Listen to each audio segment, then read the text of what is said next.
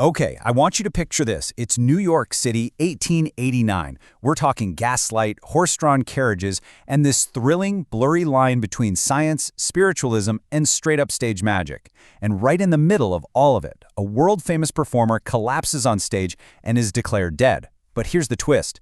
Just hours later, his mother makes this horrifying public accusation that her son was still alive when the doctors cut him open.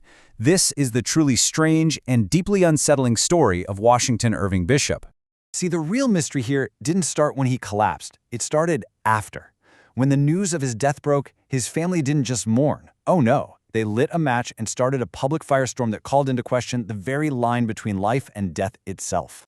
And this is what blew the whole thing wide open.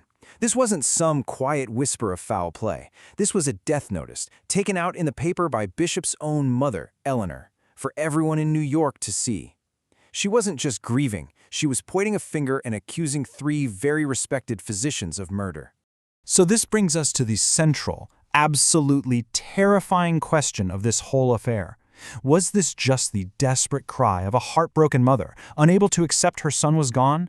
Or did a group of doctors, in their rush for scientific discovery, actually perform an autopsy on a man who was still alive, trapped and helpless inside his own body? Now, to even begin to understand how something like this could possibly happen, we really need to know who this man was. Washington Irving Bishop wasn't just some random performer. He was a global sensation, famous for a very specific, very mysterious set of skills. So let's rewind a bit and take a look at his pretty incredible career. And what a journey he had. He actually started out as a debunker, exposing fraudulent spiritualists and their tricks. But then he learned from a master muscle reader, and eventually he struck out on his own. By the 1880s, he was a legit superstar, famous for these mind-boggling acts, like driving a carriage completely blindfolded through the packed streets of a city. But here's what's so interesting about Bishop. He never ever claimed to have supernatural powers. He called himself a thought reader, not a psychic.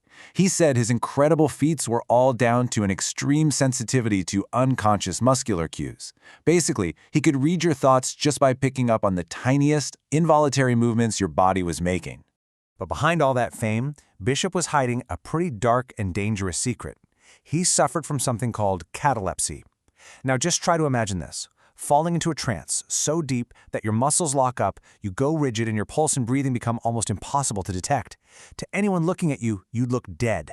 This was Bishop's reality, and frankly, it was a widespread fear back then, in an era before medicine had foolproof ways of telling the living from the dead.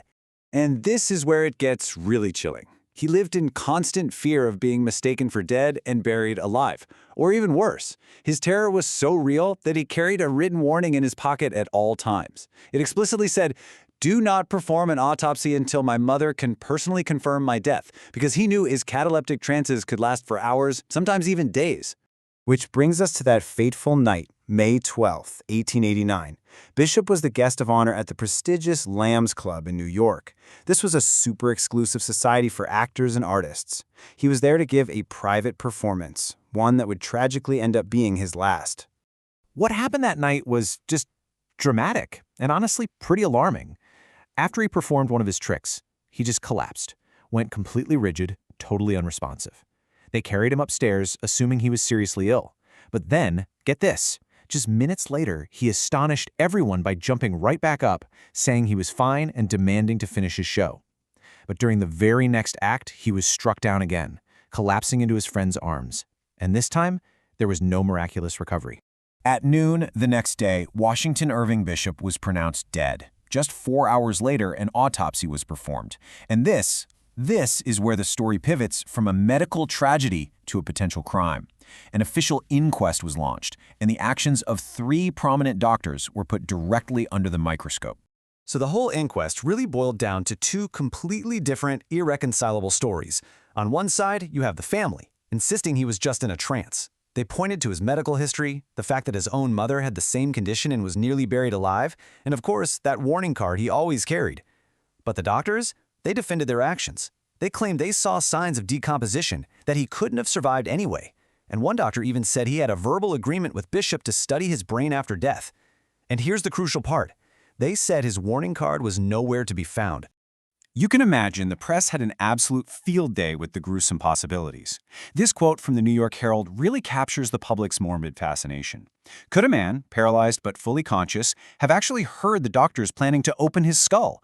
Could he have felt that slow, agonizing cut of the saw, unable to scream, unable to move? It's just horrifying to think about. So after weeks of all this sensational testimony, the inquest jury finally reached a verdict. But it was a verdict that really satisfied almost no one and left that central, terrifying mystery completely unresolved. So here's what they decided. The official cause of death was listed as a coma. The doctors were totally cleared of any murderous intent, with the coroner saying they acted in good faith. They did get mildly censured for their haste, and later they were indicted and fined for a procedural violation, basically for doing an autopsy without the family's permission. It was a slap on the wrist, maybe, but it certainly wasn't an exoneration in the eyes of the public.